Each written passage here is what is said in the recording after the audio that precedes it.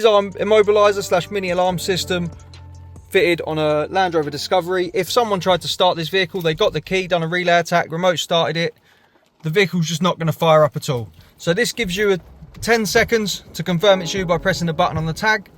If you don't do that, the horn goes mad. So everyone around's going to know someone's attacking your vehicle and trying to start it. We press the button on the tag to silence it.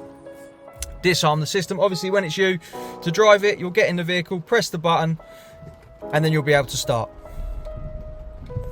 The vehicle fires into life and you can drive away simply by pressing the button. Obviously if someone tries to steal this, they don't have the tags, they don't press the button, the vehicle's not going to start and the horn's going to go off after 10 seconds. So if you're inside, you're going to hear someone's trying to steal it.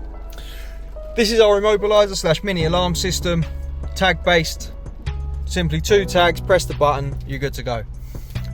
To get one of these fitted, give us a call on 0208 212 7393. Thanks for watching.